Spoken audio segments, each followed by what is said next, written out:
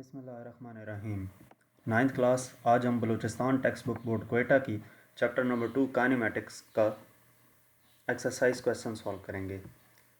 First question है हमारे पास, distinguish between rest and motion. Rest और मोशन के दरमियान क्या डिफरेंस है वो यहाँ पे हमने डिफ़ाइन करना है। तो बेसिकली रेस्ट या मोशन, अगर हम इन जनरल बात करें तो रेस्ट वो होता है जिसमें ऑब्जेक्ट रुका हुआ हो, लेकिन जब हम फिज़िक्स की टर्म्स में इसको बयान करते हैं तो उसका मतलब ये होता है कि हमने आसपास की चीज़ों के लिहाज से उस ऑब्जेक्ट का जिक्र करना होता है। यानी कि अगर कोई ऑब्जेक्ट अपने इर्द गिर्द मौजूद चीज़ों के लिहाज से अपनी पोजीशन चेंज ना कर रहा हो तो हम कहते हैं कि वो ऑब्जेक्ट रेस्ट में है। ठीक है, if a body does not change its position with respect to its surrounding then it is said to be at rest. अब इसकी एग्जांपल क्या हो सकती है कि अगर हम क्लासरूम की बात करें तो क्लासरूम में मौजूद टेबल बाकी चेयर्स के लिहाज से अपनी पोजीशन चेंज नहीं कर रहा, तो इस वजह से वो टेबल रेस्ट में है। ये कंप्लीट डेफिनेशन होगी रेस्ट की। इस एग्जांपल की मदद से आप समझ सकते हैं। यहाँ पर जो एग्जांपल बताई गई है उसके मुताबिक क्या है कि passenger sitting in the bus is at rest because he is not changing his position with respect to other passengers and objects. कि एक पैसेंजर जो बस के अंदर मौजूद है वो बस में मौजूद बाकी चीज़ों के लिहाज से अपनी पोजीशन चेंज नहीं कर रहा, इस वजह से वो रेस्ट में होगा। इसके बाद मोशन की डेफिनेशन है। मोशन की डेफिनेशन ये है कि अगर कोई ऑब्जेक्ट अपने इर्द गिर्द मौजूद चीज़ों के लिहाज से अपनी पोजीशन चेंज कर रहा हो तो वो हमारे पास मोशन में होता है। कैसे? इसकी एग्जांपल क्या है कि अगर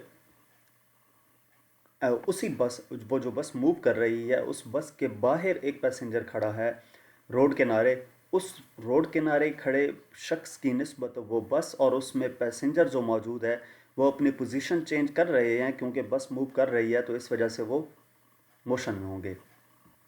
या to an observer outside the moving bus the passenger and the other objects inside the bus are in motion.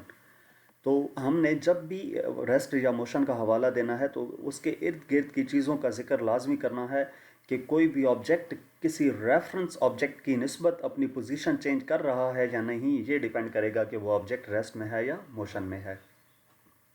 इसके बाद हमारे पास नेक्स्ट क्वेश्चन है, question number 2, what is the difference between distance and displacement. Distance और displacement में क्या फ़र्क है ये बताना है हमने। तो डिस्टेंस क्या होता है? Length of the path between two points is called distance. वो कोई भी पाथ हो सकता है, दो पॉइंट्स के दरमियान कोई भी पाथ, उसको हम डिस्टेंस का नाम देते हैं। और डिस्प्लेसमेंट क्या है? शॉर्टेस्ट पाथ, दो पॉइंट्स के दरमियान जो शॉर्टेस्ट पाथ होगा उसको डिस्प्लेसमेंट का नाम देंगे। तो डिस्टेंस और डिस्प्लेसमेंट में ये बुनियादी फ़र्क है कि डिस्टेंस जो होता है वो हमारे पास क्या है, लेंथ होता है किसी भी दो पॉइंट्स के दरमियान, और डिस्प्लेसमेंट शॉर्टेस्ट पाथ होता है उन दो पॉइंट्स के दरमियान।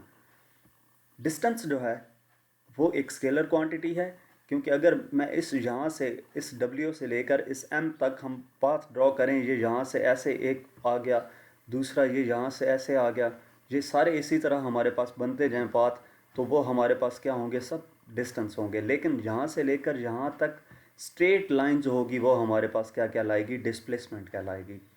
और डिस्टेंस स्केलर क्वांटिटी इस वजह से है कि हर पॉइंट पे उसकी डायरेक्शन चेंज हो जाती है, जबकि डिस्प्लेसमेंट जो है उसमें डायरेक्शन एक ही रहती है, इस वजह से वो एक वेक्टर क्वांटिटी है। डिस्टेंस का यूनिट भी मीटर होता है और डिस्प्लेसमेंट का यूनिट भी मीटर होता है। इसकी जो डायग्राम है वो बुक में आपकी बनी हुई है डिस्टेंस और डिस्प्लेसमेंट से रिलेटेड, तो वो अगर आप बनाना चाहें तो वो भी बना सकते हैं साथ। नेक्स्ट हमारे पास क्वेश्चन नंबर 3 है, define average velocity and uniform velocity. Average velocity और यूनिफॉर्म वेलोसिटी के दरमियान क्या डिफरेंस है ये हमने बताना है। तो एवरेज वेलोसिटी क्या होती है कि एवरेज वेलोसिटी को हम ऐसे डिफाइन कर सकते हैं, चेंज इन पोजीशन और displacement divided by time intervals. ठीक है, एवरेज वेलोसिटी क्या है? चेंज इन पोजीशन और डिस्प्लेसमेंट, यानी कि पोजीशन में जो चेंज आ रहा है या जो डिस्प्लेसमेंट में चेंज आ रहा है विद रिस्पेक्ट टू टाइम, तो उसको हम डिस्प्लेसमेंट का नाम देते हैं। विद रिस्पेक्ट टू टाइम उसको हम एवरेज वेलोसिटी का नाम देते हैं। तो एवरेज वेलोसिटी का अगर हम फार्मूला लिखना चाहें तो वी एवरेज इक्वल होगा delta x divided by delta T. इसमें डेल्टा एक्स हमारे पास डिस्प्लेसमेंट होगा और डेल्टा टी टाइम इंटरवल्स होंगे। इसके बाद यूनिफॉर्म वेलोसिटी है। यूनिफॉर्म वेलोसिटी की क्या डेफिनेशन हो सकती है कि if a body covers equal displacement in equal intervals of time the velocity of the body is known as uniform velocity.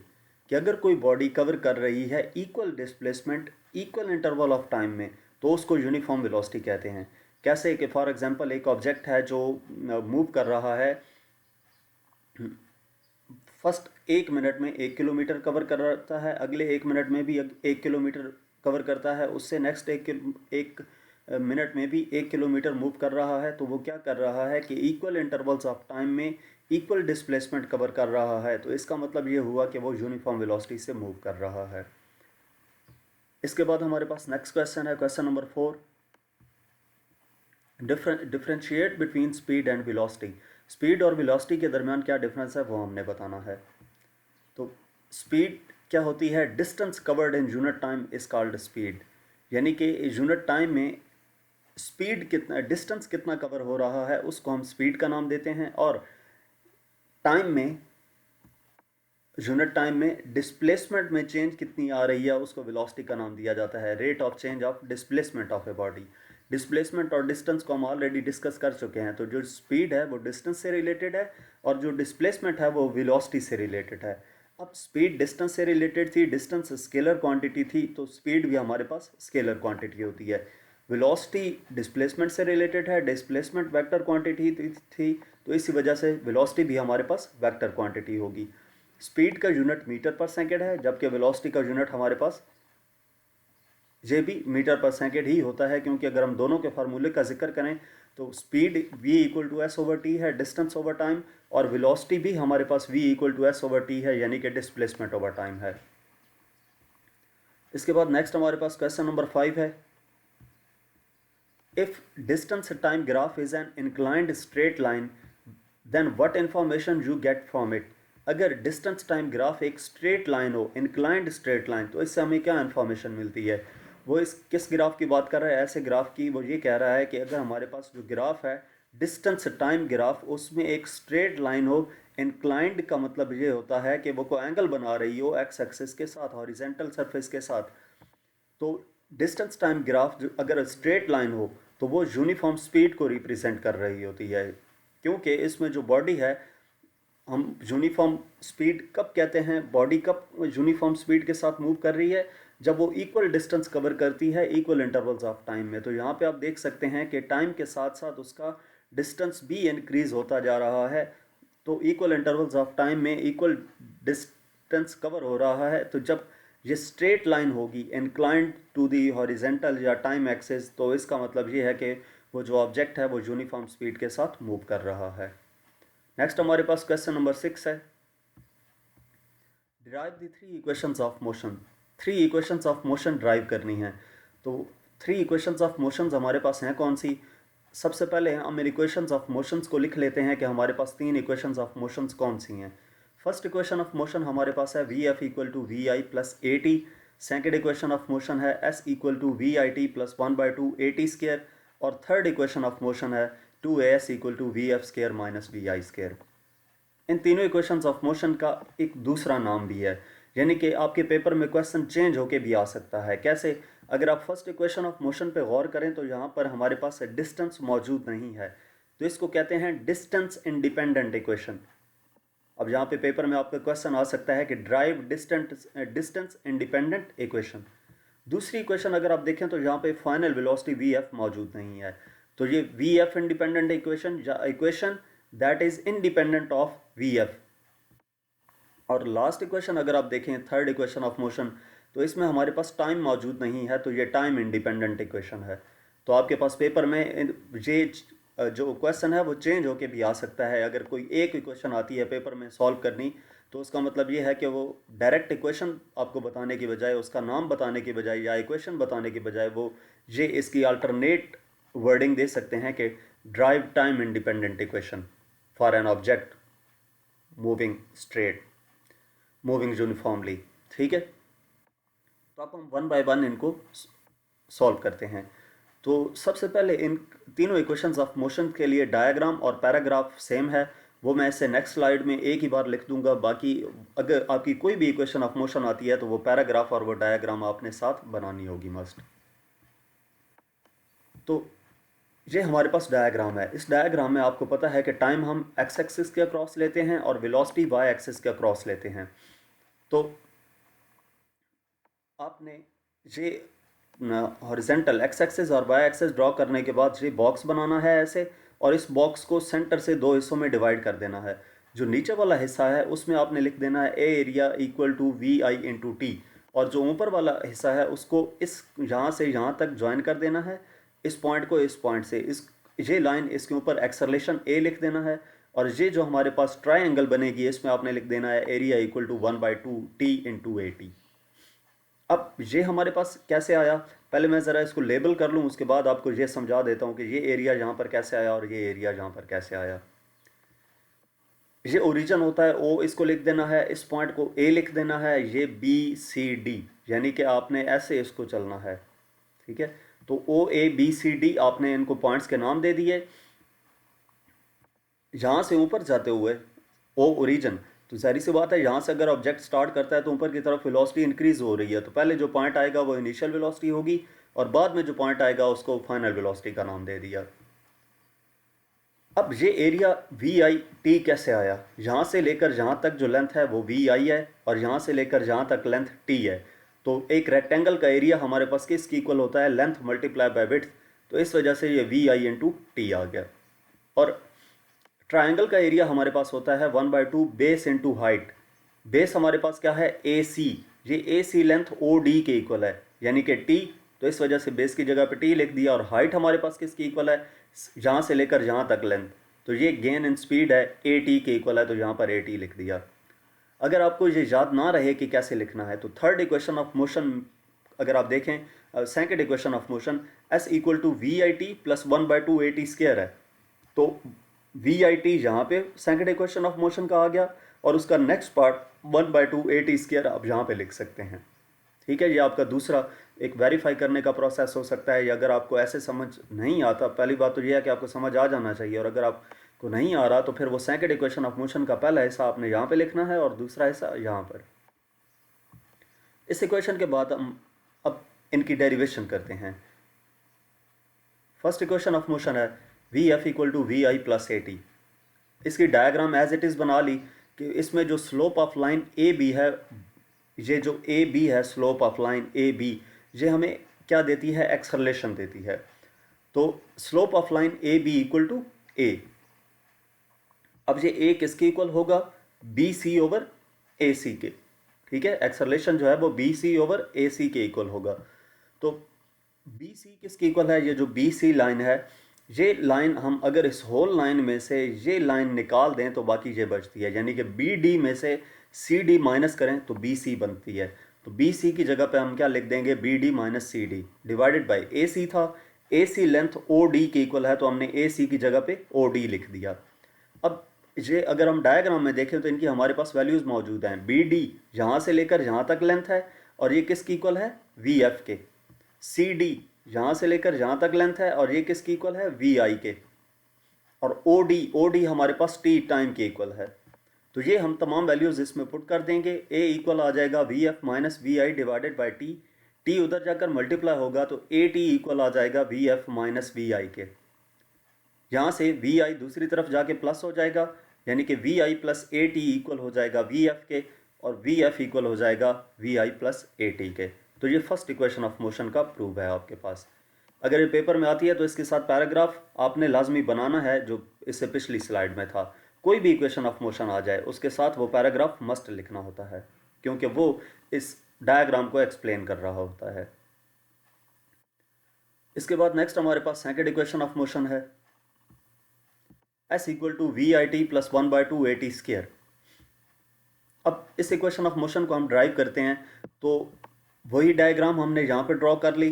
Total distance as travelled by the body, हमने distance calculate करना है s, तो total distance as travelled by the body is equal to total area O A B D under the graph. ये जो area है O A B D, इसके under जो area है, इस ग्राफ के अंडर जो एरिया है वो हम सॉल्व करेंगे।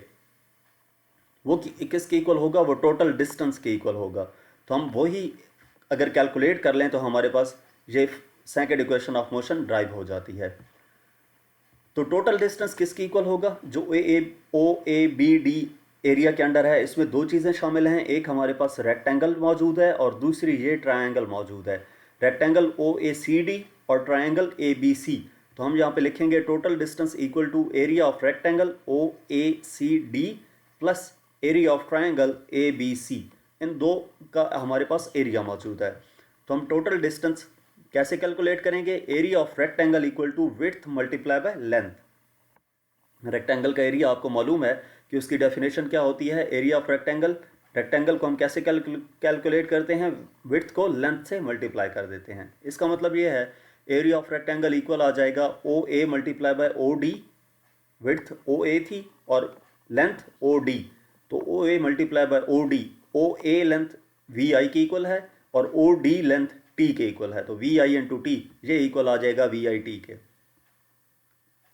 इसके बाद हम ट्रायंगल का एरिया कैलकुलेट करते हैं। तो ट्रायंगल का एरिया कैलकुलेट करने का फार्मूला है 1/2 base into height, 1/2 base into height. अब बेस इसमें क्या चीज़ है, ये ए सी है और हाइट क्या है, बी सी है। तो 1/2 इंटू बेस की जगह पे ए सी लेंथ आ गई और हाइट की जगह पे बी सी आ गई। तो 1/2 ए सी हमारे पास किसकी इक्वल है, ये ए सी लेंथ ओ डी की इक्वल है, ओ डी टी है तो ए सी भी टी होगा, तो ए सी की जगह पे टी लिख दिया मल्टीप्लाई बाय बी सी। हमारे पास यहाँ से यहाँ तक ये गेन इन स्पीड है, gain in speed A T, तो यहाँ पे ए टी लिख दिया, तो ये इक्वल आ गया 1/2 ए टी स्क्वायर के। अब इन दोनों इक्वेशंस को, ये जो हमारे पास हमने सॉल्व किए हैं, इनको इस इक्वेशन में पुट कर दें तो टोटल डिस्टेंस इक्वल आ जाता है area of rectangle O A C D plus area of triangle A B C. तो इस इक्वेशन में पुट करते हैं, टोटल एरिया किसकी इक्वल होता है, एस के। ये हमने ऊपर डिफाइन किया था कि टोटल एरिया डिस्टेंस के इक्वल होता है, एस इक्वल आ जाएगा, ये हमारे पास आया था वी आई टी और ये कैलकुलेट किया था area of triangle 1/2 a t square. तो ये s equal to v i t plus 1/2 a t square, ये सेकंड इक्वेशन ऑफ मोशन का प्रूव आ गया। इसके बाद हमारे पास थर्ड इक्वेशन ऑफ मोशन है 2as equal to v f square minus v i square. इस इक्वेशन ऑफ मोशन को हम ड्राइव करते हैं तो इसका स्टार्ट भी बिल्कुल वैसे ही लेना है जैसे सेकंड इक्वेशन ऑफ मोशन का लिया था कि total distance travelled by the body किसकी इक्वल है, इस डिस्टेंस के, इस एरिया की इक्वल है जो अंडर द ग्राफ मौजूद है, ओ ए बी डी। ये जो एरिया है हमारे पास, इसको अगर कैलकुलेट कर लें तो हमारे पास टोटल डिस्टेंस आ जाता है। सेकंड इक्वेशन ऑफ मोशन में हमने इसको अलग अलग किया था, यानी कि रेक्टेंगल को अलग सॉल्व किया और ट्रायंगल को अलग सॉल्व किया। थर्ड इक्वेशन ऑफ मोशन को हम इसको कंबाइनली सॉल्व करेंगे, क्योंकि अगर हम इसको कंबाइनली देखें तो ये हमारे पास ट्राइपीजियम बनती है। ट्राइपीजियम में दो साइड्स जो होती हैं आमने सामने वाली वो पैरेलल होती हैं, तो यहाँ पर ट्राइपीजियम का फार्मूला अप्लाई होगा। Total area O A B D ये इक्वल होगा एस के, और ये क्या है हमारे पास, area of trapezium. Area of trapezium का फार्मूला क्या है, area of trapezium equal to 1/2 sum of parallel sides into height. तो अब हम इसको सॉल्व करते हैं, सम ऑफ एस इक्वल आ जाएगा 1/2 सम ऑफ पैरेलल साइड्स। इस डायग्राम में पैरेलल साइड्स कौन सी हैं, ये ओ ए साइड बी डी साइड के पैरेलल है, तो O A plus B D आ जाएगा मल्टीप्लाई बाय इनटू हाइट था, यानी कि इन दो के दरमियान लेंथ, तो वो ये वाली हमारे पास हाइट है ओ से डी तक, तो ये ओ डी लिख दिया, ठीक है। S equal to 1/2 into O A plus B D into O D. अब दोनों तरफ हम मल्टीप्लाई कर देंगे बी सी ओवर, पहले हम इस 2 को उधर ले जाते हैं, 2 को इधर मल्टीप्लाई कर देते हैं, 2s इक्वल आ जाएगा O A plus B D into O D. अब इसके बाद दोनों तरफ मल्टीप्लाई करेंगे B C over O D से, B C over O D, ठीक है। ये बेसिकली ओ डी ए सी की इक्वल है, तो हम बी सी ओवर ए सी कह सकते हैं। B C over O D से मल्टीप्लाई कर रहे हैं, ये इस वजह से ताकि ये ओ डी से कैंसिल हो जाएगा, तो हमें इसको इक्वेशन को सॉल्व करने में आसानी रहेगी। और वैसे भी B C over O D जो है वो हमारे पास एक्सेलरेशन ए के इक्वल होगा, तो हम दोनों तरफ मल्टीप्लाई कर देते हैं B C over O D, O A plus B D into O D multiply by B C over O D. यहाँ से ओ डी से कैंसिल हो जाएगा, B C over O D as it is बाकी आ गया, तो ये बी सी रह गया। अब हम इसमें वैल्यूज पुट कर देते हैं। B C over O D, B C हमारे पास क्या है, वेलोसिटी है, ठीक है, और ए सी हमारे पास क्या है, टाइम है। तो वेलोसिटी ओवर टाइम एक्सेलरेशन के इक्वल होता है, तो 2s इक्वल आ जाएगा 2s into B C over O D की जगह पे a आ गया, इक्वल टू ओ ए हमारे पास किसकी इक्वल है, ओ ए लेंथ वी आई के इक्वल है, प्लस बी डी लेंथ किसकी इक्वल है, बी डी लेंथ यहाँ से लेकर यहाँ तक वी एफ के इक्वल है, मल्टीप्लाई बाय बी सी हमारे पास किसकी इक्वल है, बी डी माइनस सी डी के। तो B D length v f है और सी डी वी आई है, तो v f minus v i आ गया। अब यहाँ पर मैथ्स का फॉर्मूला अप्लाई होगा, a plus B into a minus b equal होता है a square minus b square के। तो ये 2as इक्वल आ जाएगा v f square minus v i square के। तो ये थर्ड इक्वेशन ऑफ मोशन का प्रूफ है। इसके बाद हमारे पास नेक्स्ट क्वेश्चन है, question number 8, what is retardation. Retardation क्या है? तो नेगेटिव एक्सेलरेशन को हम रिटार्डेशन कहते हैं। Negative acceleration is called retardation. Retardation होता है एक्सेलरेशन ही है, सिर्फ उसकी वैल्यू नेगेटिव आती है। ये कब होता है? व्हेन ब्रेक इज अप्लाइड, जब ब्रेक अप्लाई की जाती है एक मूविंग कार पे, तो उसकी जो स्पीड है वो डिक्रीज कर जाती है। जब कार की स्पीड डिक्रीज करेगी तो इस सिचुएशन में जो वेलोसिटी है कार की वो उसी डायरेक्शन में होगी जिस डायरेक्शन में कार मूव कर रही है, लेकिन उसका जो एक्सेलरेशन है वो अपोजिट हो जाता है डायरेक्शन ऑफ मोशन के, ठीक है। यानी कि अगर वेलोसिटी कार मूव कर रही थी ईस्ट की तरफ और उसकी वेलोसिटी भी ईस्ट की तरफ थी, एक्सेलरेशन भी ईस्ट की तरफ था क्योंकि कार की स्पीड इंक्रीज हो रही थी। उसके बाद जब कार पे ब्रेक्स अप्लाई कर दी गई तो कार की जो वेलोसिटी है वो तो ईस्ट की तरफ रहेगी, लेकिन ब्रेक्स अप्लाई करने के बाद उसका जो एक्सेलरेशन है वो डिक्रीज होना, कार की स्पीड डिक्रीज होना शुरू होगी। तो इस वजह से उसका जो एक्सेलरेशन है वो ईस्ट की बजाय वेस्ट की तरफ हो जाएगा। Hence we take this acceleration as negative acceleration। अब जब acceleration की डायरेक्शन चेंज हुई तो इस वजह से उसको नेगेटिव acceleration कहते हैं, और इसी acceleration को retardation या deceleration भी कहते हैं। इसके बाद हमारे पास नेक्स्ट क्वेश्चन नंबर 9 है, define scalar and vectors, give 2 examples of each. Scalars क्या हैं और वेक्टर्स क्या हैं ये डिफाइन करना है और इनकी 2 एग्जांपल्स भी देनी है।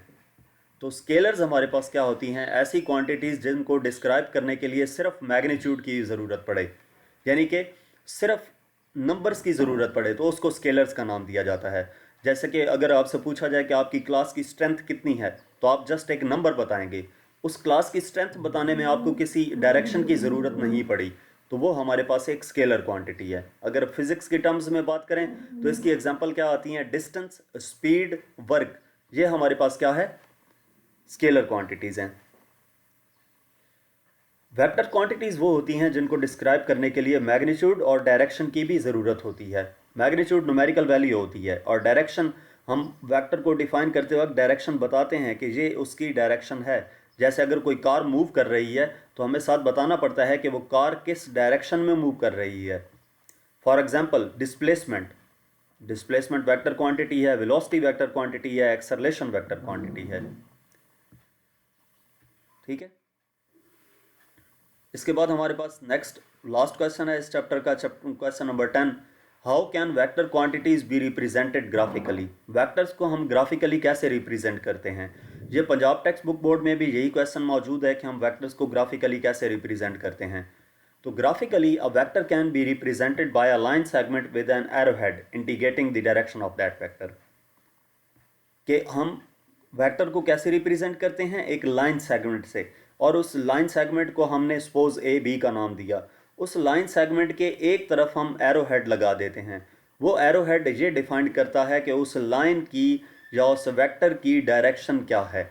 जैसे हमने ये लाइन ए बी ड्रॉ की, उसके बी एंड पे एक एरो लगाया जो इंडिकेट कर रहा है कि इस वेक्टर वी की डायरेक्शन ए से बी की तरफ है। तो यहाँ तक हमारे पास इस चैप्टर के एक्सरसाइज के क्वेश्चंस थे। मज़ीद किसी भी चैप्टर की एक्सरसाइज का सलूशन देखने के लिए आप हमारी वेबसाइट विज़िट कर सकते हैं। इसके अलावा आप हमें इंस्टाग्राम, फेसबुक और यूट्यूब पर फॉलो करें। Thank you.